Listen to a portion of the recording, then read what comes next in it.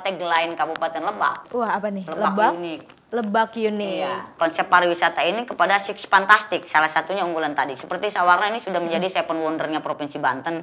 Kemudian Seba Budaya Baduy ini juga menjadi Wonderful Indonesia, salah satu yang meraih ADWI ya, Anugerah Desa Wisata Indonesia. Kemudian Kasepuhan di Wewengkon Citorek, kemarin-kemarin sempat happening juga Negeri di Atas Awan gitu.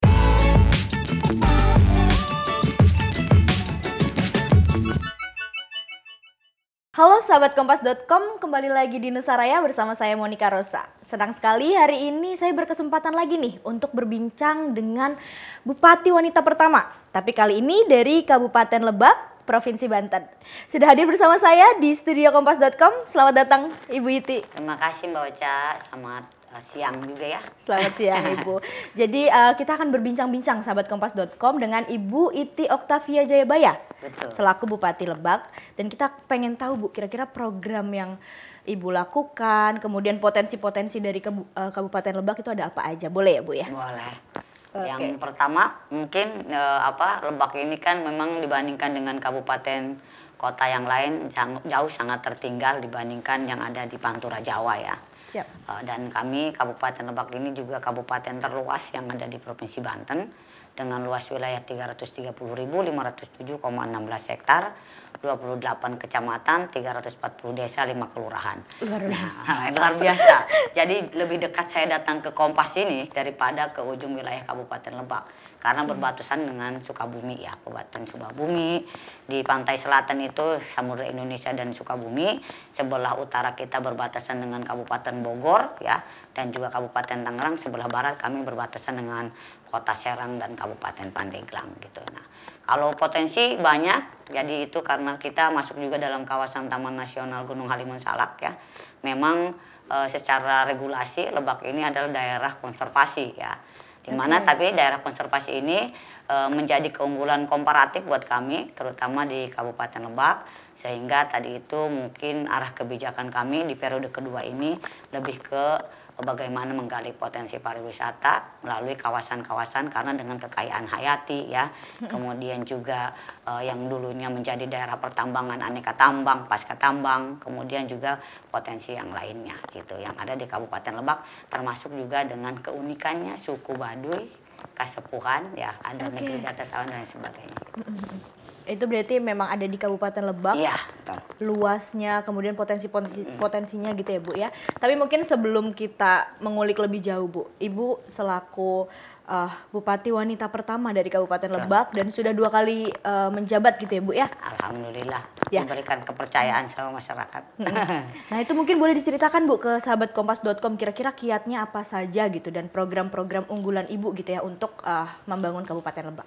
Yang pertama mungkin saya berkonsep bahwa harus smart ya. Smart itu artinya kita membuat, karena seorang pemimpin itu seorang manajemen ya, manajer ya, manajer yang bisa menggabungkan teamwork. Kemudian juga kita harus lebih spesifik apa yang ingin kita gali dari potensi Kabupaten Lebak, kemudian juga memastikan dengan kita memang terjun langsung ya. Salah satunya ketika untuk memastikan kebijakan kita harus turun ke wilayah-wilayah, belusukan-belusukan, sehingga kita bisa memetakan kebijakan-kebijakan kita. Kemudian juga memperkuat teamwork gitu, bahwa semangat kita adalah dengan luas wilayah ini, dengan keunggulan komparatif yang kita miliki menjadi satu kekuatan kita untuk kita gali, sehingga bukan hanya bisa mensejahterakan masyarakat ke depannya, tetapi juga membahagiakan kita semua. Makanya yang pertama adalah memperkuat teamwork, bekerja secara cerdas, bekerja keras, dan juga bekerja secara guyub kan. Guyub itu bersama, jadi tidak lagi memandang ego sektoral, tetapi makanya kita satukan visi kita, apa yang menjadi kekuatan dan peluang kita di Kabupaten Lebak untuk kita gali. Nah mungkin itu yang dikatakan kalau berhasil saya sih tidak, tapi karena teamwork di pemerintah Kabupaten Lebak dan juga dukungan seluruh stakeholder yang akhirnya tadi itu alhamdulillah 2019 Kabupaten Lebak keluar dari kabupaten tertinggal, tetapi masih punya PR banyak. Punya PR banyak, salah satunya bagaimana indeks desa membangunnya yang ada di Kabupaten Lebak dengan 340 desa yang memang belum mandiri ya gitu. Yang belum mandiri ya gitu, mungkin itu. Jadi berarti kuncinya kerja smart dan kolaborasi ya Bu? Iya, ya? betul. Itu ya. Oke. Nah, tadi Ibu sudah menyinggung nih bahwa Kabupaten Lebak sudah keluar dari daerah tertinggal. Dan karena itu Ibu juga mendapatkan penghargaan, betul ya Bu? Nah, Menjadi nggak mungkin. Bupati terbaik se-Asia, sahabat Kompas.com. Selamat Ibu sebelumnya. Terima kasih. Jadi Oke, mungkin oke. itu tantangan Mbak Ocha buat saya gitu ya. Saya juga nggak tahu kriteria yang menjadi ini, tapi karena tadi itu kita bekerja guyup gitu ya, dengan teamwork dan juga dukungan seluruh elemen, dan ini juga mungkin dijadikan pengalaman buat saya ketika saya menjadi anggota DPR, bagaimana tadi itu bukan hanya bergantung kepada APBD gitu ya, tetapi juga bagaimana menggali potensi yang lainnya untuk bisa membantu di dalam pembangunan, baik itu melalui pemerintah pusat ya, atau juga melalui CSR dan lain sebagainya, termasuk juga dengan sektor investor yang lain yang untuk bisa membangun Kabupaten Lebak. Karena tadi itu kita ini masih belum optimal di dalam infrastruktur ya, makanya yang kita rangkum mungkin waktu itu kita ngerangkumnya dari semua kebijakan itu Lebak sehat, Lebak cerdas, Lebak sejahtera. Jadi itu pembangunan bagaimana penyediaan infrastruktur dasarnya untuk infrastruktur jalan, jembatan, sanitasi ya, air bersih, kemudian juga rumah layak huni dan lain sebagainya, termasuk juga bagaimana kesehatan, bagaimana mendekatkan pelayanan kesehatan dengan meningkatkan puskesmas rawat inap yang ada di Kabupaten Lebak yang tersebar di 28 kecamatan. Kemudian bagaimana menggerakkan ekonomi UMKM ya, yang tadi itu yang dikatakan Lebak sejahtera. Jadi sehingga UMKM bergerak ini kita berharap tadi itu membuka lapangan pekerjaan, mengurangi tingkat pengangguran dan juga mengurangi tingkat kemiskinan yang ada di Kabupaten Lebak. Gitu. Mungkin berkaitan dengan UMKM ya Bu ya. Ibu kan tadi sudah mention UMKM. Kita kan ada yang namanya bangga buatan lokal ya Bu Ya, ya. betul. Digaungkan banget nih ya, dan maksudnya masyarakat juga sekarang mulai giat untuk menggunakan lokal. Nah, ini sejalan sama visi Ibu, Lebak sebagai destinasi wisata unggulan nasional berbasis potensi lokal. Betul. Mungkin boleh Bu dijelaskan Bu makna dari visi tersebut dan kira-kira program prioritasnya untuk kemudian mewujudkan visi itu apa saja? Makanya di RPJMD tahun 2019-2024 di Musrenbang itu kami tadi itu menyatukan persepsi seluruh OPD ya, menyampaikan visi kita pariwisata supaya kita fokus apa yang menjadi kekuatan dan peluang kita, sehingga kita bisa memetakan mana yang menjadi strategi daerah ya, dengan kita membuat langkah-langkah strategi daerah kita. Apa saja yang harus kita lakukan sebagai yang memiliki kekuatan apa, kemudian juga peluangnya apa. Nah makanya saya di periode kedua ke pariwisata itu karena tadi lahan Kabupaten Lebak itu dimiliki oleh pihak ketiga kan. Yang ketika kita untuk intervensi pembangunan daerah-daerah terisolir itu terkendalanya karena lahan milik pihak ketiga. Nah makanya upaya yang pertama yang kita lakukan selain mendukung pariwisata itu infrastrukturnya dulu, membuka daerah-daerah terisolir yang ada di Kabupaten Lebak dengan membuka akses jalan tadi itu seperti yang saya katakan. Kemudian juga potensi lokal. Nah dengan adanya Taman Nasional juga ini menjadi sesuatu kekuatan juga kita.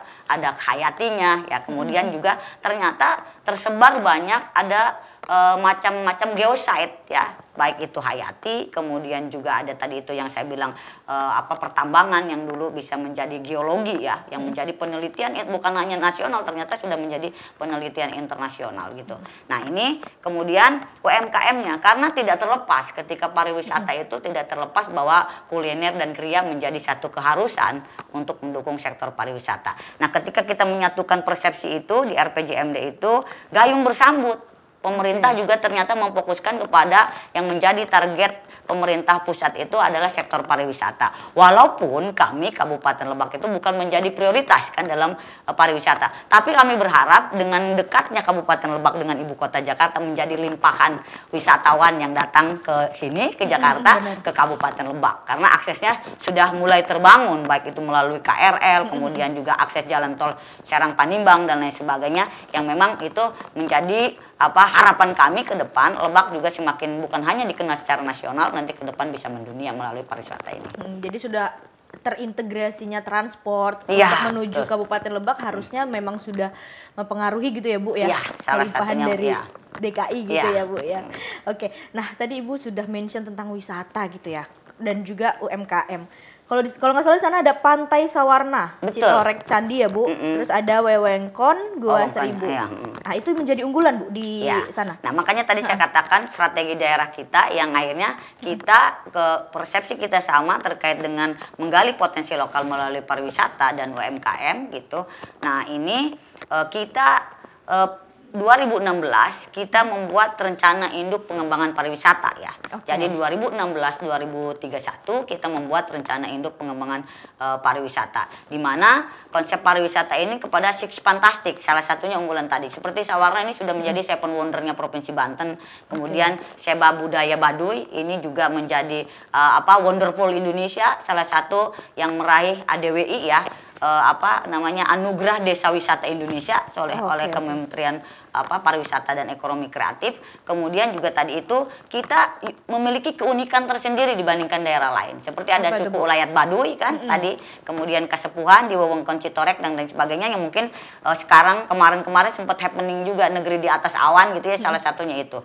Nah, itulah yang kita sebuah konsep pariwisata yang masuk dalam Ripda menjadi skala prioritas, itu yang kita sebut namanya Six Fantastic. Jadi ada 6 wisata, bukan hanya Museum Multatuli sebagai museum kolonial pertama ya, kemudian juga ada Sawarna, Kasepuhan Citorek itu negeri di atas awan itu, kemudian Saba Budaya Baduy, kemudian juga ada Pantai Bagedur, kemudian ada Kebun Teh Cikuya yang di Kecamatan Cibeber yang berdekatan dengan Pelabuhan Ratu gitu. Itu yang mungkin konsep pariwisata kita. Nah, tentunya salah satunya juga untuk mendukung UMKM seperti kami wajib menggunakan produk lokal. Salah satunya batik yang kami gunakan ini produk lokal Lebak ya. Hasil dari Kabupaten Lebak. Iya, ini jadi semangat kami dulu karena kita mungkin Baduy sudah bukan hanya menjadi aset nasional tapi sudah menjadi aset internasional.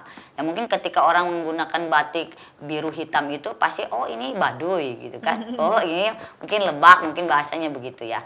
Nah, kami ingin tadi itu memasukkan menjadi legalitas HKI-nya, hakinya ya. Dari Kementerian Humam ternyata kalau motifnya itu caduran, akhirnya kami membuat batik sendiri dengan potensi lokal yang ada dengan 12 motif yang memang sudah HKI ya, udah HKI, udah legasnya udah ini dari Kementerian Humam. Salah satunya yang saya pakai ini mungkin ini Leit Sijimat ya. Leit Sijimat ini kalau di Lebak ini kan PDRB Kabupaten Lebak paling besar itu dari sektor pertanian ya, perkebunan dan kehutanan, perikanan. Nah, makanya Leit ini adalah lumbung pangan. Karena tadi itu PDRB pertanian kita paling tinggi, yang ini juga menjadi sentra produksi padi ya regional gitu ya, surplus regional. Jadi di kawasan Banten itu kita mungkin paling surplus dari sektor pertanian. Nah, ini jadi insya Allah dengan lumbung padi ini bahwa Lebak tidak akan kekurangan pangan, insya Allah ya. Bagus gitu. bagus ya, bagus ya. kok motifnya. Gitu. Jadi nah 2016 tadi itu kita menghimpun dari tokoh-tokoh, akhirnya terciptalah motif batik yang mencirikan khas Lebak. Oke, jadi sahabat kompas.com tadi sudah disebutkan Ibu nih banyak banget ternyata pariwisata di Iya, Lebak. datang makanya Dan bawa kita ke sana. deket gitu ya Bu. Iya. Saya belum pernah Bu. Makanya ayo ke sana, saya langsung angkut nih. boleh abis ini ya Bu ya. Iya benar. Iya, jadi jangan lupa nih sahabat kompas.com untuk berpariwisata agak minggir sedikit nih dari DKI, nggak jauh-jauh banget ya Bu ya, tapi udah bisa menikmati tadi negeri di atas awan gitu ya. Suku Kemudian, Baduy. waduh, menarik banget. Sawarna, biar sahabat berkeliling minimal 3 hari lah bisa terjangkau ya. Kalau 1 hari mungkin di sekitar Rangkas Baduy bisa. Tapi untuk kayak hotel penginapan itu sudah kita banyak sana Bu. Alhamdulillah sekarang mungkin mulai berkembang ya, seperti sekarang sudah ada hotel-hotel yang mungkin selama ini masih kelas melati ya. Memang konsep kita tadinya homestay ya, homestay seperti di Sawarna itu homestay, tapi sekarang udah berdiri banyak resort-resort juga. Cuma kalau untuk convention yang besar belum gitu ya. Jadi ini juga tumbuh bersama, restoran tumbuh ya, kemudian perhotelan tumbuh, termasuk juga rumah sakit juga sekarang, investasi rumah sakit juga banyak ya di Lebak. Di samping tadi itu memang kawasan pengembangan pertanian juga yang memang kita juga siapkan 3.100 hektar untuk kawasan industri hijau ya. Itu industri hijau tadi itu untuk penguatan ketahanan pangan nasional seperti sorghum, jagung dan lain sebagainya. Nah gitu. Nah semangat kita kalau yang sekarang Mbak ya, bukan semangat kita sekarang tadi itu beralih kepada Sikfantastik, Ripda. Sekarang sejak 2019 ini kami mengkampanyekannya lewat tagline Kabupaten Lebak. Apa tuh Bu? Yang ini saya pakai nih. Wah apa nih? Lebak unik. Lebak unik. Iya. Nah ini kalau ini Geopark Bayadom, nah tadi itu dengan keunggulan yang kita miliki termasuk juga Geopark Bayadom yang ada 32 geoset baru bulan Juni kemarin ya, dan bulan Desember diserahkan oleh Kementerian ESDM penetapannya gitu, penetapan geosetnya gitu. Luar biasa nih program-programnya Bu. Ikhtiar bersama. Kolaborasi tadi ya Bu ya. Sinergis. Ya. Sinergis. Oke. Tadi Ibu juga udah mention sedikit tentang UMKM. Ya. Selain batik gitu ya Bu, kira-kira produk yang unggulan tuh apa dari Lebak dan apakah sudah ada digitalisasi Bu untuk UMKM? Ya termasuk juga pasar kita ya ada apa? Pasar.com ya, bekerja sama dengan provider dan salah satu perbankan gitu ya. Memang kita mengarah ke digitalisasi semua, termasuk juga ini juga dengan e-commerce dan lain sebagainya ya. Nah selain batik ini produk-produk yang lainnya tadi itu kuliner dan mungkin kriya ya. Ya kuliner seperti gula aren. Ini kan tadi itu dari sektor pertanian kan. Sektor pertanian itu apa kayu non produksi ya, kayu bukan kayu keras, tapi tadi itu gula aren ini menjadi keunggulan kita yang memang sudah ekspor terbesar. Mungkin kalau menurut PT POS waktu itu ya. Jadi gula aren terbaik di Indonesia itu di Lebak gitu ya. Jadi yang ini memang sudah diekspor ke mancanegara. Termasuk Korea, termasuk Jepang karena sudah sertifikasi organik ya. Oh gitu Bu, Korea Selatan iya, dan Jepang. Jepang belajar dari kita dan juga yang lainnya. Oke, luar biasa. Berarti ada batik, terus ada gula aren dan memang sudah ada digitalisasi untuk di Lebak gitu ya Bu ya. Karena dengan transformasi digital harus begitu.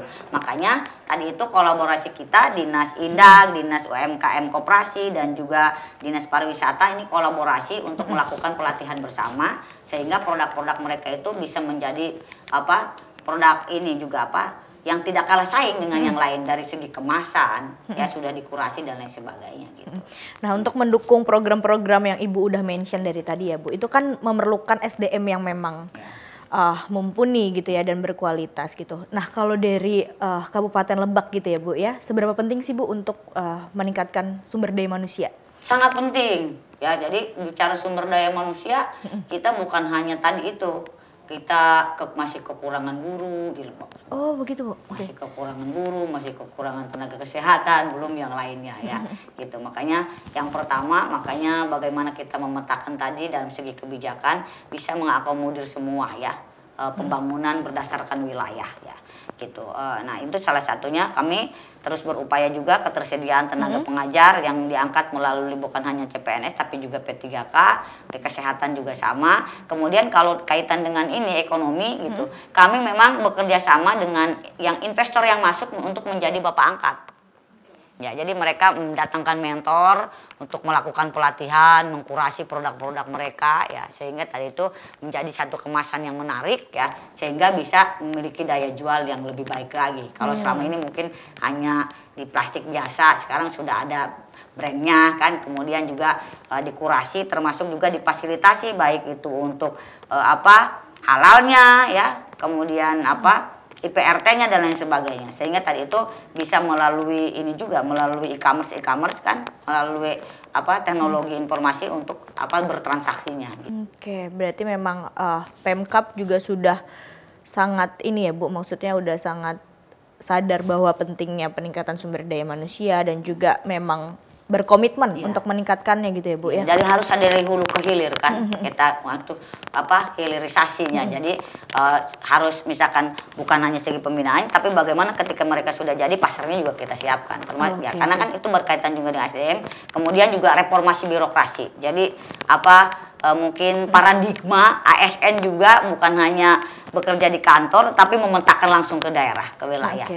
Sehingga kita tadi itu dalam kebijakan perencanaannya juga sudah mendekati apa yang memang dibutuhkan berdasarkan tingkatan lokalnya. Jadi makanya potensi lokal itu salah satunya sesuai dengan wilayahnya.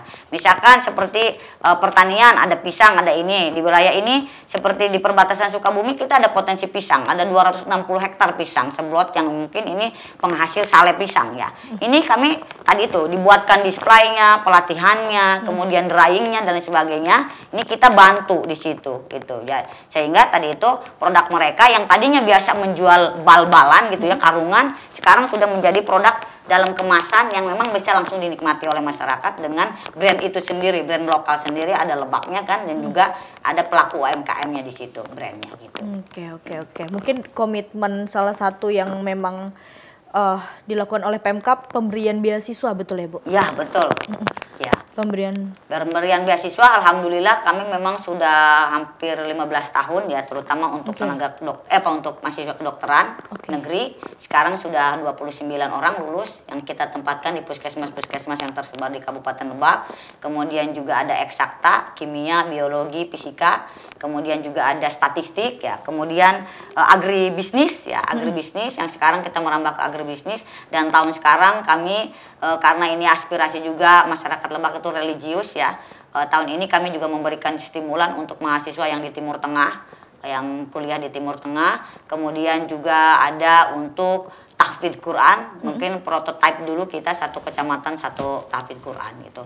Di samping tadi itu kita memberikan bosda bagi pendidikan madrasah, insentif guru ngaji, insentif pondok pesantren gitu yang kita lakukan, termasuk juga stimulan rehabilitasi pembangunan pondok pesantrennya gitu. Siap. Oke, keren Bu. Ikhtiar bersama. Oke, masih berkaitan Bu dengan sumber daya manusia ya Bu ya. Kalau dari indikator kesehatan rakyat Kabupaten Lebak tahun 2021 dari BPS itu ada 46,52%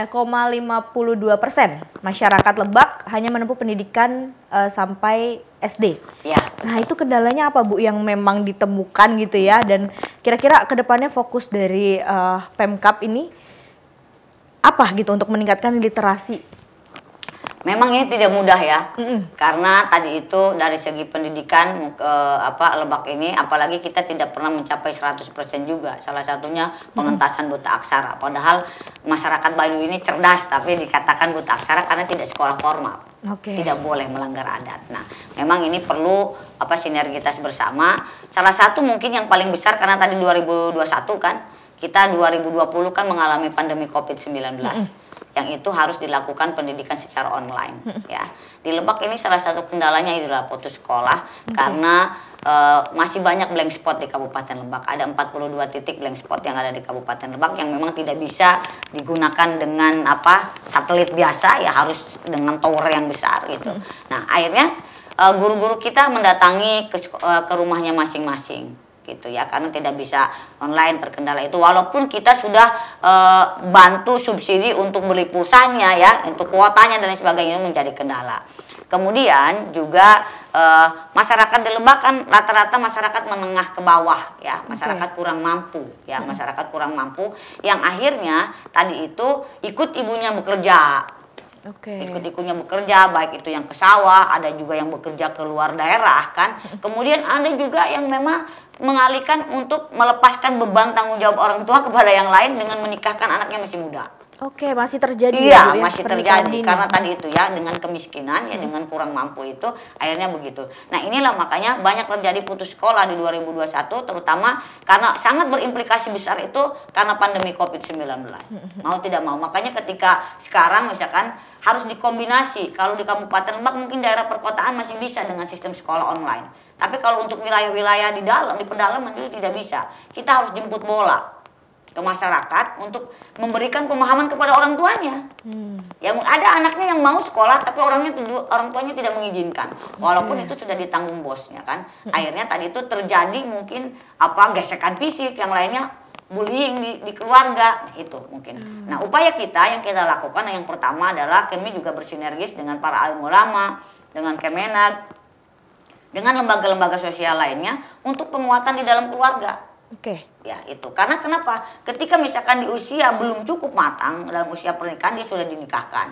Akhirnya akan berimplikasi juga, dia akan melahirkan anak yang kurang gizi, Kemudian terjadinya apa? AKB aki kan? Aki AKB yang meningkat tajam, ini salah satu. Kemudian juga stunting tadi ya, kurang gizi dan lain sebagainya. Karena belum cukup secara reproduksi misalkan dan lain sebagainya. Makanya tadi itu upaya yang kita lakukan adalah penguatan-penguatan di dalam keluarga, memberikan pemahaman agama kepada masyarakat gitu. Dan anak itu harus diberikan haknya, kan gitu kan. Yang alhamdulillah kita juga udah menjadi kota layak anak. Ini menjadi satu tantangan juga buat kita. Ketika kemarin pemerintah pusat memberikan penghargaan kota layak anak, tapi satu sisi kita juga masih terjadi hal-hal seperti ini. Itu makanya yang saya katakan, jadi bukan hanya melimpahkan kepada sekolah untuk pendidikan anaknya, tetapi juga penguatan di dalam keluarganya yang harus diperkuat, memperkokoh. Karena cenderung anak-anak sekarang kan mencontoh apa yang dilakukan orang tua. Benar. Walaupun misalkan regulasi yang kita lakukan, pemerintah daerah dengan adanya maghrib mengaji dari jam 6 sampai jam 8, kemudian pendidikan madrasah diniyah gitu ya, pendidikan pondok pesantren, itu tidak akan memperkuat anak itu ketika orang tuanya di dalam keluarganya memang tidak mensupport gitu kan. Sekarang kan cenderung mencontoh begitu kan, apalagi dengan tayangan digitalisasi itu kan anak-anak tanpa pendampingan kita dia ditelan mentah-mentah kan kayak begitu. Nah itu mungkin salah satu yang menyebabkan terjadinya putus sekolah juga di Kabupaten Lebak itu. Aksesnya juga ya. Jadi Lebak ini masih banyak kita sekolah filial dan satu atap. Nah, karena tadi tuh ketersediaan gurunya yang kurang. Kita masih kekurangan 4.000 guru tahun ini. Kemarin kita baru rekrutmen P3K 1.501 ya. Jadi mungkin berkurang dari 4.000 tahun ini, mungkin moga-moga kami anggarannya masih tersedia, masih memungkinkan kami bisa menaikkan PAD, karena sekarang pemerintah harus kemandirian daerah, sedangkan Lebak ini masih kemandirian daerah dan fiskalnya masih rendah ya. Makanya tadi itu kita harus mengenjot PAD sehingga tadi itu kita bisa terus melakukan rekrutmen untuk tenaga guru, kependidikan, termasuk juga tenaga kesehatan gitu. Itu mungkin tantangan buat kami Mbak. Makanya kenapa di awal semangat kami adalah Lebak sehat ya, Lebak cerdas gitu ya. Terus Lebak sejahtera. Yani Lebak cerdas aja bukan hanya tadi dari segi ketenaga pendidikannya yang belum ada, sarana prasarananya juga belum memadai, apalagi tadi itu Lebak itu banyak antar kampung itu dilalui jembatan. Jadi ya otomatis kan jembatan ini menghubungkan asa kita ya. Nah itu jadi ya masih mungkin sekarang juga tayangan masih banyak melihat yang masih ke kali kan gitu pakai getek dan lain sebagainya. Itu tantangan kita Pak di Lebak itu. Oke, berarti memang pendekatan yang diambil adalah pendekatan ke keluarga ya, gitu ya, persuasif Bu? Ya, persuasif gitu ya, dan memang keluarga itu kan sebenarnya pendidikan primer ya Bu ya. Utama yang kita dapat itu sebenarnya kan dari keluarga mencontoh, baru didukung dengan pendidikan formal gitu ya Bu. Oke. Bu, tapi saya masih penasaran nih. Kan dari banyaknya tantangan, kemudian ternyata masih banyak PR juga gitu ya. Tapi kan di 2019 sahabat kompas.com Lebak akhirnya berhasil keluar dari daftar daerah tertinggal. Itu strateginya apa Bu? Mungkin boleh diceritakan Bu? Ya itu tadi mungkin saya belajar di samping penguatan teamwork kita, kemudian juga kita memetakan kebijakan yang membumi ya. Membumi artinya membumi ini dengan kita belusukan ketika terus kita memetakan daerah potensinya ini, potensinya itu. Nah kebijakan kita dari hasil itu kita masukkan dalam kebijakan perencanaan pembangunan dari melalui program, kegiatan, subkegiatan yang ke sana. Nah kemudian juga tadi memang di periode pertama kita fokus kepada penguatan infrastruktur ya, penguatan infrastruktur baik itu infrastruktur jalan, jembatan, sanitasi ya, air bersih, termasuk juga irigasi dan lain sebagainya gitu. Nah ini mungkin yang akhirnya dari kriteria itu kita keluar dari kabupaten tertinggal 2019. Tapi saya katakan masih banyak PR karena indeks desa membangunnya masih banyak. Ya gitu kan. Bagaimana indeks desa membangunnya? Karena tadi itu dari segi sarana prasarana wilayahnya di masing-masing desa belum memadai kan. Karena Lebak ini luas panjang jalan kabupatennya aja 860 lebih.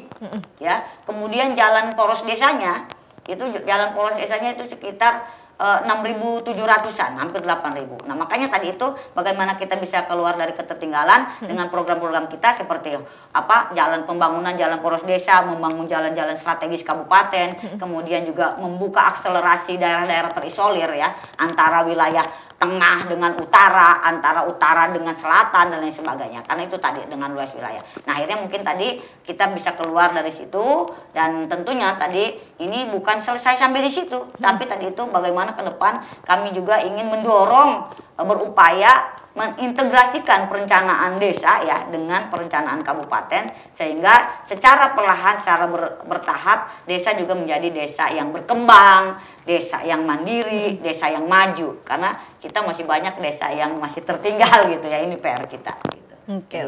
Oke, dari letak geografis yang luas gitu Iya, ya Bu. betul. Ternyata Kabupaten Lebak juga banyak perbukitan dan sungai. Iya. Betul, dan itu menjadi meningkatnya potensi bencana gitu ya Bu ya. Betul. Nah itu mungkin dari Pemkab kira-kira gimana Bu untuk menanggulangi potensi yang ada? Nah, yang pertama yang ingin saya jelaskan bahwa Lebak itu dialiri 4 daerah aliran sungai besar. Ya, Cisawarna, Cidurian ya, kemudian Madur ya, kemudian Cibareno ya, termasuk juga Ciujung ya, Ciujung. Jadi ada 4. Yang ini Ciujung Cisadai ini kewenangan Provinsi Banten dan juga Provinsi Jawa Barat. Yang lainnya tadi itu Madur Cidurian ini kewenangan pemerintah pusat. Terus Cisawarna itu kewenangan pemerintah provinsi. Jadi semua kewenangan di wilayah itu. Tetapi ada anak sungai yang memang ada di Kabupaten Lebak. Ini juga ada sekitar 200-an kurang lebih. Ya, 200. Nah makanya jadi ketika banjir terjadi di Lebak itu karena luapan air sungai. Dengan misalkan intensitas hujan yang terus menerus sehingga meluap gitu. Nah terus kemudian ketika itu terjadi turn off sehingga banyak pergerakan tanah yang mengakibatkan longsor. Nah itu mungkin karena di Lebak ini di setiap ini lempengan tanah itu di bawahnya dialiri air sehingga rawan bencana. Dan kemudian tadi itu rawan bencananya BMKG juga menetapkan Lebak ini sebagai wilayah yang memang supermarket bencana. Supermarket bencana, gitu. sahabat Kalau orang Kompas.com. punya supermarket buat belanja, Lebak ini punya supermarket bencana. Kenapa? Semua kriteria kebencanaan ada di Kabupaten Lebak. Yang tidak ada itu cuma Gunung Merapi ya, sama mungkin teknologi pabrik kimia gitu. Yang lainnya ada. Jadi makanya seperti sekarang nih di intensitas hujan kita nih di awal tahun ini Januari kami banyak jalan yang putus. Banyak jalan, banyak jembatan, malah ada satu jalur ini yang tidak bisa kita lewati karena harus direlokasi. Seperti Jalan Bojong Leles ya, Muara 2. Kalau yang lain tadi itu kita masih penanganan sementara. Itu mungkin kebencanaan kita karena tadi itu dengan daerah aliran sungai sehingga tadi itu terjadi erosi ya, kemudian juga pergerakan tanah yang lainnya yang akhirnya jadi longsor ya Bu ya. Kemudian apalagi yang di bantaran sungai gitu. Ya, itu salah satunya memang makanya kita bilang upaya yang kita lakukan juga dengan gerakan tanam ya gitu. Gerakan tanam. Gerakan tanam pohon-pohon keras. Kan sekarang kan banyak sudah erosi, banyak juga perkebunan yang sudah beralih fungsi, tegakannya sudah tidak ada. Makanya melalui kebijakan kita tuh banyaknya kebijakan muatan lokal ya, bekerja dengan hati nih. Jadi ASN di Lebak itu wajib ketika kenaikan pangkat atau golongan wajib menyumbangkan pohon. Pohon keras atau pohon buah-buahan sehingga itu tadi kita bisa tanam di pinggiran sungai atau di sekitar rumahnya gitu. Dan juga ketika ada organisasi-organisasi kemasyarakatan meminta bibit ke kita bisa gunakan dari ASN itu yang dikelola oleh Dinas LH ya. Kenapa? Karena kan kita sekarang tidak ada lagi Dinas Kehutanan. Kalau dulu kan ada tiap tahun, jadi supaya untuk peremajaan dan sebagainya. Termasuk saya juga kemarin komplain juga ke Perhutani. Gimana? Kan seperti di Cibeber nih ya, di perbatasan Sukabumi itu nggak pernah namanya sungai itu meluap sampai begitu. Akhirnya terbawa arus mobil segala macam ya, hilang gitu.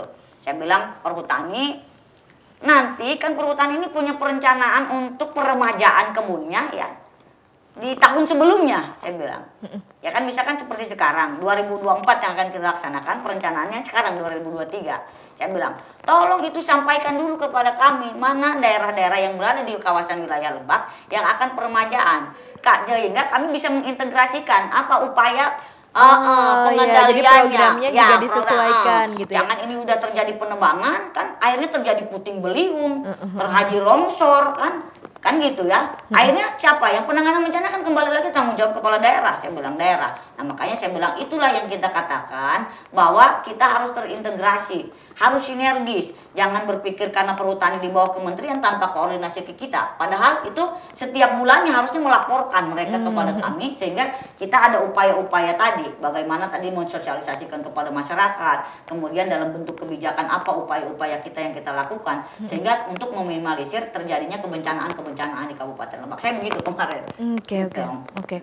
Nah Bu, kalau di beberapa daerah itu kan terjadi adanya sungai yang hilang karena pemukiman gitu ya. Jadi semakin mendekat ke sungai. Kalau di Lebak terjadi nggak Bu fenomena seperti itu? Sebetulnya mah ada juga ya, ada juga memang yang sudah abrasi ya. Jadi karena luapan sungai bergeser sama seperti kemarin terjadi banjir bandang kan, yang di Lebak Gedong, Cipanas itu juga kan terjadi pergeseran. Tetapi kalau dikuasai oleh masyarakat sih tidak ada, hampir tidak ada kalau di Kabupaten Berarti Lebak. bukan karena pemukiman gitu ya? Bukan, tidak ada kalau di Kabupaten Lebak. Mungkin karena dulu mungkin kita juga tata kelola kotanya ya belum baik, jadi sehingga harusnya misalkan lebih dari 100 meter dari bantaran sungai jangan menggunakan pemukiman kan. Nah kalau dulu kan karena tadi itu sanitasi air bersih kita juga belum memadai, orang ingin membangun rumah di pinggiran sungai supaya dekat gitu ke air kan gitu. Yang airnya mungkin tergerus ya terkikis gitu, dengan itu airnya sampai di bibir sungai gitu. Yang itu berbahaya. Memang kita juga seperti yang daerah perkotaan itu ya di ujung Ciberang itu sebenarnya kami juga ingin relokasi karena tadi itu tiap terjadinya hujan di samping luapan sungai, kemudian juga terjadi abrasi tadi longsoran gitu. Inginnya mah kita memang relokasi, tapi lahan yang kami ajukan memang belum diakomodir Mbak karena itu milik PTPN 8 gitu. Oke, mungkin nih Bu, di sisa periode kepemimpinan Ibu gitu ya, kira-kira apa sih Bu yang memang selanjutnya menjadi fokus pembangunan untuk Kabupaten Lebak sampai 2024? Ya mungkin masih tidak jauh berbeda ya Mbak. Satu ya terkait dengan ketersediaan sumber daya manusia, kemudian juga reformasi birokrasi, kemudian pembangunan infrastruktur kewilayahan, membuka daerah-daerah terisolir ya, mendekatkan pelayanan kepada masyarakat, dan dalam waktu dekat juga kami akan meluncing mall pelayanan publik ya. Jadi sehingga memudahkan masyarakat juga di dalam pelayanan perizinan dan lain sebagainya. Kemudian juga fokus tadi ya pendidikan ya, kesehatan, dan juga ekonomi. Jadi bagaimana kita memperkuat UMKM dan juga ekonomi meningkat, kan harapannya begitu ya. UMKM kuat, ekonomi meningkat. Pasca pandemi COVID-19 ini kita upaya bagaimana memberikan bantuan-bantuan kepada masyarakat sehingga tadi itu bisa running ya dari keterpurukan COVID untuk bisa kembali pulih gitu ya. Nah itu mungkin harapan kita bersama. Kemudian juga saya selalu mengajak bahwa kita harus menjadi endorsernya Kabupaten Lebak gitu. Endorsernya Kabupaten Lebak mempromosikan Kabupaten Lebak karena Lebak ini saya katakan bukan milik saya, bukan milik aku, bukan hanya milik kamu tapi milik kita. Jadi luar biasa. Kecil apapun sumbangsih yang kita lakukan sesuai dengan kapasitas kita, ini akan memberikan dampak yang luar biasa bagi pembangunan Kabupaten Lebak gitu. Luar biasa. Oke, jadi tadi apa, Lebak bukan milik aku, bukan milik kamu, tapi juga milik kita semua. Luar biasa. Oke Bu, mungkin boleh terakhir Bu, mungkin pesan untuk pemerintah pusat gitu ya, mungkin untuk mendukung semakin meningkatnya Kabupaten Lebak, dan juga mungkin pesan untuk masyarakat, khususnya masyarakat Kabupaten Lebak. Silakan. Kami tentunya selama ini terima kasih atas bantuan dan pendampingan baik dari pemerintah pusat dan juga pemerintah provinsi, bahwa di provinsi masih Kabupaten Lebak menjadikan PR, diantaranya adalah terkait dengan IPM-nya ya, pendidikannya, kemudian juga penganggurannya, walaupun mungkin mengalami penurunan ya, kemiskinan kita dari 10,6% menjadi 9,6 ya, 9,6. Ini tentunya masih menyisakan PR hal yang lainnya yang harus kita lakukan bersama-sama, termasuk juga dengan pemerintah provinsi dan juga pemerintah pusat, karena kami memiliki fiskal terbatas dan juga kami daerah hijau. Tentunya PR kami juga mengenai UHC ya, Universal Health Coverage, yang memang belum tercover. Jadi banyak PBI yang pusat yang dinonaktifkan Pak gitu ya. Jadi mohon ini dikembalikan sehingga masyarakat yang kurang mampu bisa terlayani kesehatannya. Yang terpenting adalah bagaimana tadi kita berkolaborasi, bersinergis, karena tentunya di semua tingkatan memiliki tantangan yang luar biasa. dalam pelaksanaan pembangunan. Yang terpenting adalah kita bersama-sama menjaga kondusivitas. Jangan kita saling menyalahkan satu sama lain yang akhirnya terjadi perpecahan antar anak bangsa. Ya itu mungkin yang keduanya tentunya pesan bagi masyarakat Kabupaten Lebak. Lebak ini milik kita. Jabatan bupati akan berakhir dan ada waktunya, tetapi kita sebagai masyarakat punya andil yang besar terhadap pembangunan. Maka dari itu lakukan sebaik mungkin sesuai dengan kapasitas kita untuk berkontribusi terhadap pembangunan. Sehingga apa yang kita lakukan hari ini bisa dirasakan oleh kita dan juga generasi-generasi kita ke depan. Lebak Unik bekerja dengan hati.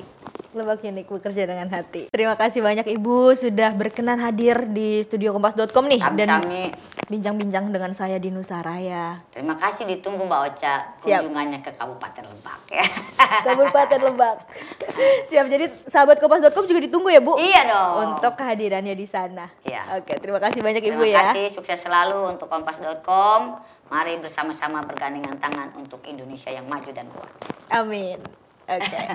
Terima kasih juga untuk sahabat kompas.com yang sudah menyaksikan Nusaraya episode ini. Jangan lupa di like, komen, di subscribe, dan di share juga video ini. Jangan lupa juga untuk terus menyaksikan program-program lainnya di kompas.com. Dan salam Nusaraya, salam Bhinneka Indonesia Raya. Saya Monica Rosa pamit undur diri. Sampai jumpa.